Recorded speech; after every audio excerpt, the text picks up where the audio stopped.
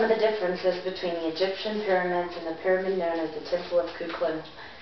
Well, there's a cultural difference as well as the difference of the importance of the pyramids. The mystery that still remains of these pyramids is what ties them together, not to mention the basic common structure of a pyramid. I'd like to take some time to inform you of the differences between the two cultures, the importance of the pyramids, and the mysteries behind them that still remain. Egypt, home to many pyramids built by great pharaohs. Egyptians believed that when a pharaoh died, he would move on to the afterlife and become the king of the dead. The Ka, which was believed to be the spirit of the former pharaoh that remains a corpse, was believed by the Egyptians that if the pharaoh's corpse was not properly cared for, then disaster would befall on Egypt. They also strongly believed that the pharaohs entering the heavens through sunbeams. So with that in mind, pharaohs believed the tombs of the pharaohs.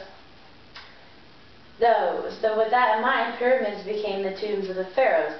The point on the pyramids was made of sacred pointed stone called a benben. The rays of the sun were symbolized by the benben, thus giving the sunbeams the pharaohs needed to reach the heavens. The Egyptians were building massive tombs, which were mastaba tombs, which were tombs that were carved into bedrock and topped by flat-roofed structures. They started building massive tombs called pyramids to shelter and safeguard that part of the former pharaoh's soul they believed remained with the corpse. They also stocked up their tombs with supplies they believed the pharaoh would need in the afterlife. Unfortunately, the pyramids could not protect the pharaohs and their valuables from grave robbers. The first pyramid I'd like to introduce was the Step Pyramid of Djoser, which is actually Egypt's first pyramid. This was the tomb of Pharaoh Djoser. His pyramid consists of courtyards, temples, and chapels. His burial chambers were underground in hopes to discourage grave robbers. But even though this was all enclosed by a 30-foot wall, grave robbers plundered his tomb, and all that remains of Pharaoh Djoser's tomb was the remains of a mummified left foot. Another interesting pyramid is the Bit Pyramid. The Bit Pyramid was a smooth-sided pyramid which was more closer to the classic shaped pyramid. This pyramid was built by Pharaoh Snefru. The architects aimed for a new direction halfway through the construction due to the lack of stability. Even though Snefru was never buried there, his cult was centered at the Bit Pyramid. Snefru commissioned two other pyramids due to the awkward angles in the Bit Pyramid. His results were one of Egypt's first true pyramids, with that of his third attempt, which is known as the Red Pyramid.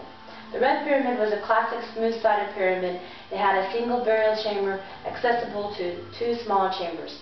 Snefru may have also possibly been buried there as well as his son, but archaeologists discovered a body believing it was Snefru, but the remains were lost on the way to the British Museum and could not be studied to know for sure.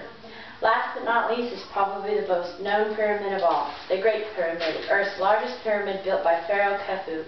Had three burial chambers, one that was known as the Queen's Chamber, but was believed to have meant to be for a statue of himself, and not the Queen. As for Khufu's tomb, that was located in the center of the pyramid. This pyramid also has several small pyramids, 5 boat pits, a mortuary temple, a causeway, a valley temple, and many flat-roofed tombs reserved for officials and some members of the royal family, NationalGeographic.com. So now I'd like to travel to Mexico where the Temple of Kukulkan lies. It's considered one of the most impressive structures and serves as more of a ceremony structure. It's a combination of form, style, function, religion, philosophy, mathematics, and geometry. WorldMysteries.com. The steps combined make up the 365 days in a year. When the segments are broken down, they're broken down into 18 months in the Mayan calendar.